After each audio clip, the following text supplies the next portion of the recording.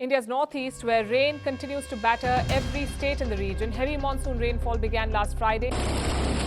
There are dozens of landslides a day. Several people have been killed across the northeast following days of relentless monsoon rains that triggered widespread landslides and flash flooding. Extremely heavy rainfall continued to lash India's northeast region. Bharat में monsoon समय से पहले आ गया है।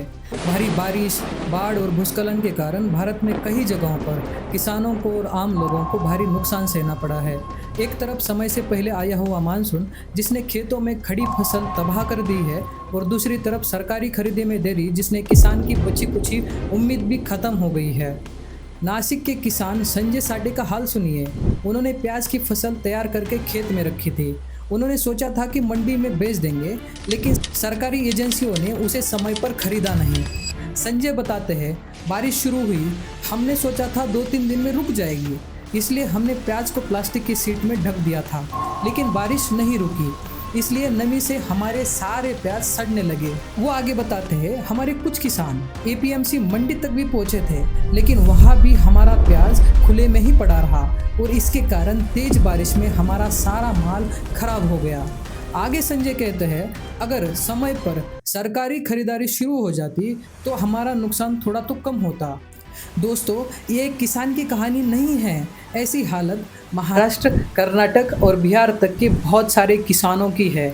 IMD यानी Indian meteorological department के अनुसार पिछले 100 वर्षों में मई महीना सबसे गीला महीना दर्ज हुआ है और जो मानसून जून में दाखिल होता है वो 1 सप्ताह पहले ही अपनी हाजिरी लगा चुका है। समय से पहले आए हुए मानसून के कारण नॉर्थ ईस्ट इंडिया में बाढ़ और भूस्खलन से 30 से अधिक लोगों की मौत हुई है।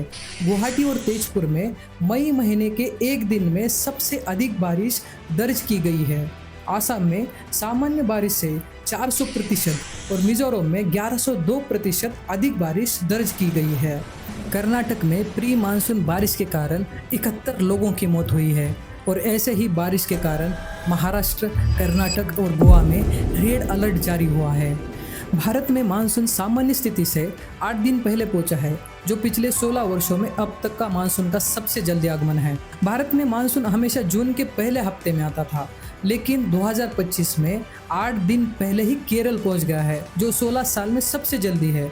केरला में मॉनसून हिट कर चुका है और ऐसे में दक्षिण भारत में लगातार बारिश हो रही है। आगे क्या अनुमान है, इस पर बात करने के लिए हमारे साथ IMD से सीनियर साइंटिस्ट नरेश कुमार जी इस वक्त हमारे साथ मौजूद हैं। सर, ये पिक्चर हमें समझ आ रही है और कुछ एक्टिविटीज़ भी दिख रही हैं। क्या कुछ हो रहा है फिलहाल सदर्न इंडिया की बात? देखिए, आप देख सकते हैं कि पूरा का पूरा अरेबियन सी या पूरा south peninsular India, even bay of Bengal, north eastern states पूरा क्लाउड से भरा हुआ है। तो इस समय जो मानसून का कंडीशन है काफ़ी एक्टिव फेज में है। आपने देखा ही होगा कि समय से पहले आने वाले मानसून के कारण आम लोगों और किसानों को भारी नुकसान सहना पड़ा है। अब प्रश्न यह उठता है कि मध्य जून में आने वाला मानसून आखिर समय से पहले आया ही क्यों? तो अब हम समझते हैं कि इसका असली कारण क्या है और इसका असली समाधान क्या हो सकता है। अब देखो, मौसम का ये जो हाल चल रहा है ना, इसके पीछे एक बड़ा हाथ है क्लाइमेट चेंज का। पहले जो मानसून जून के बीच या आखिर में आता था, अब मई के आखिरी हफ्ते में ही दस्तक देने लगा है। क्यों? क्योंकि धरती का टेम्परेचर दिन ब दिन बढ़ता जा रहा है।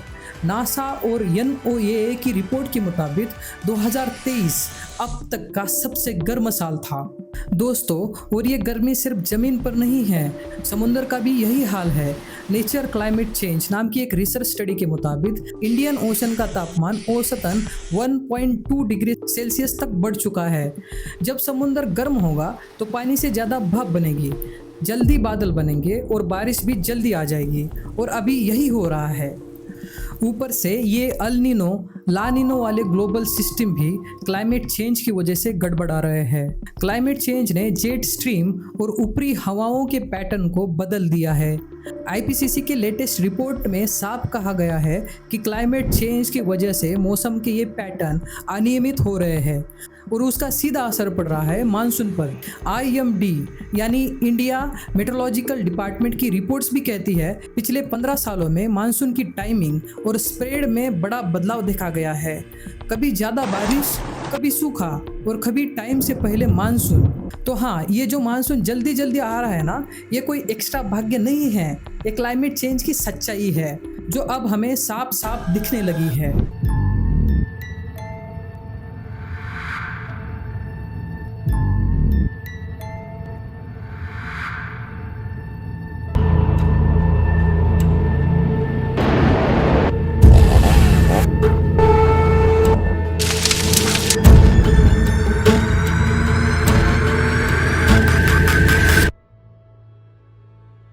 जैसा कि आपने देखा, मानसून का समय से पहले आ जाना कोई सामान्य घटना नहीं है, ये क्लाइमेट चेंज की एक गंभीर चेतावनी है। लेकिन अफसोस की बात यह है कि जब ज़्यादातर मेन स्ट्रीम मीडिया इस विषय पर चुप है या लोगों का ध्यान भटका रही है, तब बहुत कम लोग हैं जो क्लाइमेट चेंज के मूल समाधान पर बोल रहे हैं। हमने इस विषय में काम करने वाले लोगों की जानकारी निकाली। आपको ये जानकर आश्चर्य होगा, 150 करोड़ के हमारे देश में हमें सिर्फ ऐसे 2 व्यक्ति मिले जो इसके ऊपर लगातार सरकार और हमारी गलत समाज व्यवस्था के ऊपर प्रश्न उठा रहे हैं। एक है सोनम वांगचुक, जिन्होंने लद्दाख की जलवायु, जमीन और संस्कृति को बचाने के लिए हाल ही में 21 दिन का भूख हड़ताल किया है। वो चाहते हैं कि लद्दाख को 6ठी अनुसूची के तहत संवैधानिक सुरक्षा मिले ताकि हिमालय की ये नाजुक जमीन कॉर्पोरेट शोषण से बची रहे। Ladakh is an ecologically fragile Himalayan region that holds strategic importance for India. But beyond its borders and landscapes, one man is leading a march for change. In the past month, environmental activist Sonam Wangchuk marched 800 kilometers from Ladakh to India's national capital, Delhi, to lead protests. दोस्तों, ये एक सिर्फ विरोध नहीं है, बल्कि हमारे आने वाले पीढ़ी के लिए ये एक प्रेरणा है। और दूसरे है आचार्य प्रशांत। जैसे जी रहे हैं आप, जैसे चल रहे हैं, वो बहुत बहुत घातक है आपके लिए, आपके ही परिवार के लिए, जिनसे आप प्यार करते हैं उनके लिए भी, जिनको आप नहीं जानते हैं उनके लिए भी। ईरान में आज सुबह 6:30 बजे तक इजराइल पर 300 पुतिन ने एक तरीके से सीधे तौर पर प्रभावित आपको दिखाते हैं एक होनहार छात्र ने कैसे अपनी जान एक किसान के बेटे ने खुशी कर रहे हैं तो क्या खाक पड़ेंगे। मिट्टी का तेल डालकर जलाने की कोशिश की। मैं आपसे ये समझना चाहता हूँ 2025 हमारे लिए खतरनाक क्यों है। तो कोई नेता खुल करके अपने देश की जनता को नहीं बता रहा है कि आप प्रलय के कितने पास आ चुके हैं, कोई नहीं बता रहा। 2015 से 2025 तक हद दर्जे की बेईमानी और मक्कारी करी है।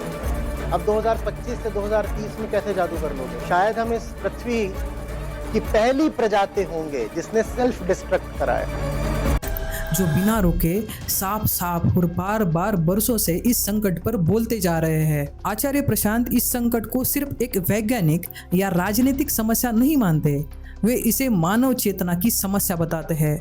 उनका कहना साफ है, जब तक हमारा जीवन लालच, उपभोग और अज्ञान पर टिका है, प्रकृति का विनाश रुकने वाला नहीं है और धरती का संतुलन वापस नहीं लौटने वाला है। इसी दिशा में उन्होंने एक बहुत जरूरी और दूरदर्शी पहल शुरू की है, उसका नाम है operation 2030। The temperatures they just keep increasing every passing year and that spells catastrophe. This is the end and this is not being highlighted by any party whatsoever. It is as if mankind has collectively taken a suicidal decision. We are saying this is upon us and we don't want to do anything about it. इसका उद्देश्य है कि आने वाले वर्षों में एक बड़े पैमाने पर जन जागरण हो, जिससे लोग पर्यावरण, उपभोग और जीवन की सादगी को लेकर जागरूक और जिम्मेदार बने।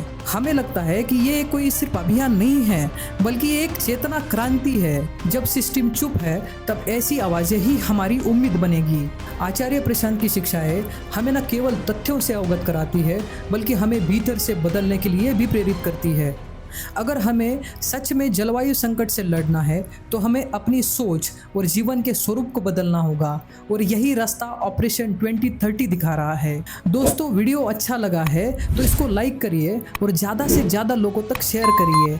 ये हमारे जीवन से जुड़ा हुआ अभी तक का सबसे महत्वपूर्ण मुद्दा है, तो इसीलिए हम आपसे विनती करते हैं कि इस वीडियो को ज़्यादा से ज़्यादा लोगों तक शेयर करिए, ताकि इस विषय की ज़्यादा से ज़्यादा लोगों में अवेयरनेस फैले।